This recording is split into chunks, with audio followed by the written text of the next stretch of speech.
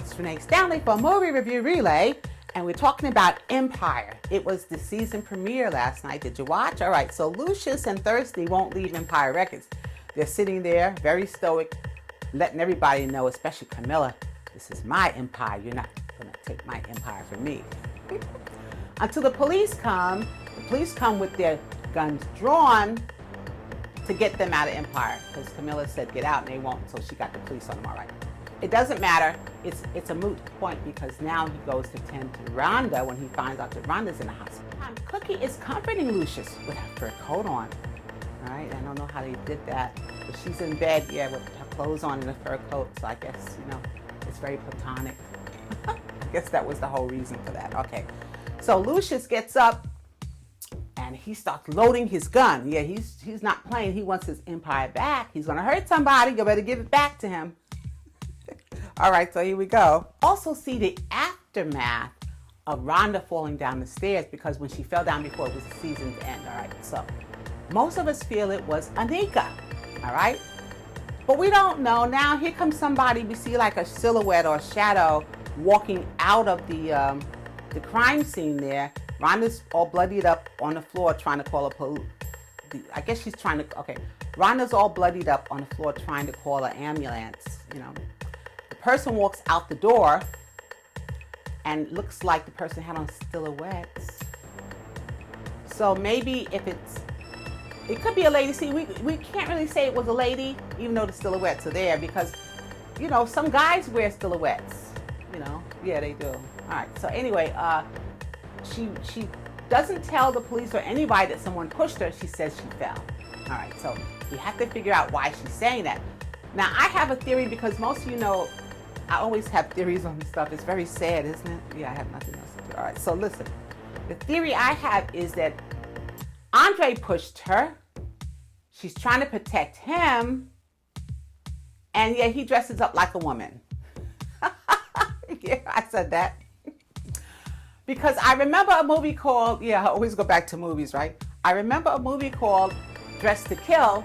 Everybody thought it was, the murderer was, or the criminal was a woman, and it ended up being a man dressed as a woman. It's just a theory, okay.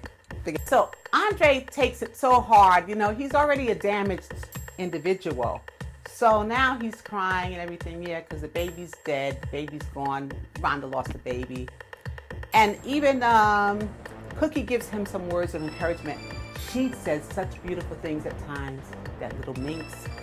So her hands are very full this week, because she addresses that son, Andre, about trying to comfort him about losing the baby. You'll have another one. Me and your father lost the baby, da da da. Cookie had to take out her broom again for Hakeem. She always has to use the broom on Hakeem. She's telling him, do you want to lose your legacy? What's wrong with you? Okay, so he acts as if he doesn't care, but then he does seem to want to get back with his family against Camilla's wishes. So we'll see how that works out. All right. Jamal has to put on this face in front of the press. I support my father 1,000%. Everything's okay at Empire. I don't believe what you read, all this kind of stuff. But in the meantime, he's trying to expand his career to be attracted to a greater audience, a bigger demographic. It's the straight demographic, not just the gay.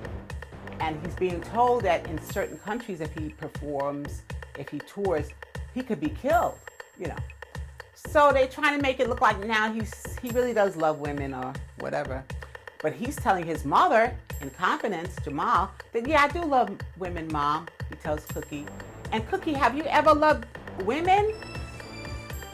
And she's like, I'm not having this conversation with you, son. Because she doesn't want to tell him. I guess we'll find out sooner or later. How could you be in jail 17 years? Now, I guess it's possible. All right, forget it. Hakeem takes on the virgin. Remember? He was like, oh, I don't want to, you're special. You know, let's wait or whatever. You want to wait? Yeah, I'll wait. That's fine. All right. So evidently he takes her on now. She's not a virgin anymore. I don't know if she was to begin with, but she's not anymore. All right, so Hakeem and Lucious have a heart-to-heart at the dock where Lucious shot Bunky, right? Lucious got his gun, takes his gun, gives it to his son, Hakeem, and says, if you want Empire so bad, go ahead and shoot me for it. I'll make it easy for you. I'll even turn around, okay? I'll put my back to you so you can shoot me, right? Because that's the only way you're going to get, that's his whole point of saying that, is to tell him that's the only way you're going to get it over my dead body. That's his way of saying that. Oh.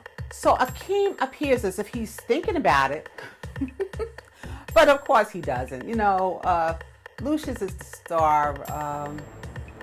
He's not going to go anywhere. Terrence Howard, yeah, they're not going to let him go anytime soon. He'll, you know, it's not like Iron Man. So, Hakeem does not shoot his father. He drops the gun and he walks away, and his father shouts after him, "Watch your back!"